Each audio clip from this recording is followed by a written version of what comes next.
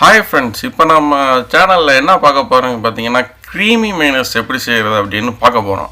நம்மளாம் மைனஸ் பார்த்துருப்பீங்க, இந்தளவுக்கு திக்காக எப்படி செய்கிறது அப்படின்னு சொல்லி இந்த வீடியோவில் நம்ம பார்க்க போகிறோம். இந்த வீடியோ உங்களுக்கு பிடிச்சா நம்ம சேனலை சப்ஸ்கிரைப் பண்ணுங்கள், லைக் பண்ணுங்கள், ஷேர் பண்ணுங்கள்.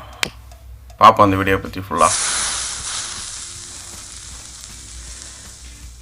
இப்போ பார்த்தீங்கன்னா, இந்த மைனஸ்க்கு நம்ம 2 பூண்டு, சீனி கொஞ்சம், உப்பு கொஞ்சம் லைட்டாக போட்டுக்கோங்க.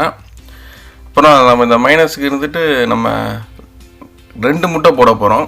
அழகாக நம்ம அளவு 2 முட்டை தான். 2 முட்டை போட்டோம்னா கரெக்டாக அந்த மிக்ஸி ஜாரில், மீடியம் மிக்ஸி ஜாரில் கரெக்டாக வரும். நாங்கள் 2 முட்டை போட்டுக்கிட்டோம். அதே மாதிரி 2 முட்டை போட்டு அடிங்க, அப்போ தான் நல்லா இருக்கும்.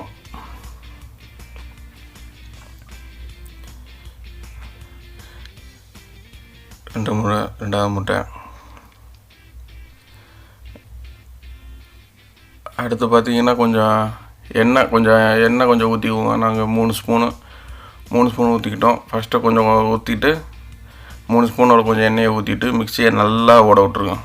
ஒரு 2-3 நிமிஷம் நல்லா ஓட விட்டிங்கன்னா இந்த மாதிரி ஸ்டேஜ் 1ல் இந்த மாதிரி க்ரீமை, இந்த மாதிரி லைட்டான கொஞ்சம் கெட்டியான ஸ்டேஜில் உங்கள் மைனஸ் வந்துடும்.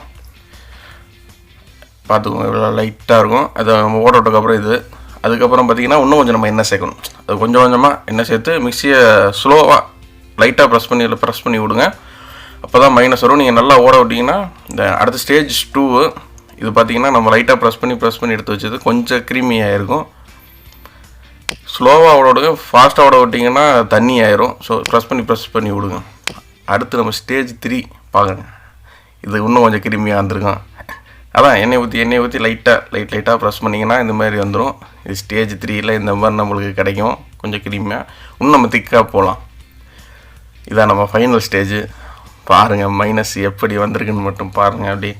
அப்படி ஐஸ்கிரீம் அல்ற மாதிரி அப்படி க்ரீமியாக திக்காக எண்ணெய் ஊற்றி ஸ்லோவாக ப்ரெஸ் பண்ணி அடிச்சிங்கன்னா இந்த மாதிரி திக்கான ஸ்டேஜில் வந்துடும்.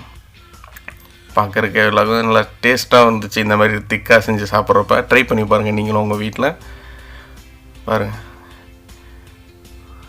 அப்படியே அல்வா மாதிரி அப்படியே வந்துருச்சு பாருங்கள் மைனஸு கடைசியாக. ஆஹா, சூப்பர். நீங்களும் உங்கள் வீட்டில் மறக்காமல் ட்ரை பண்ணி பாருங்கள். கடைசியாக நம்ம மைனஸ் எடுத்து ரெடி பண்ணி வச்சாச்சு. இந்த வீடியோ உங்களுக்கு பிடிச்சுன்னா மறக்காமல் ஷேர் பண்ணுங்கள். Thanks for all. உங்களிடம் விடைபெறுவது கூறு கட்ட ஜுபேர்.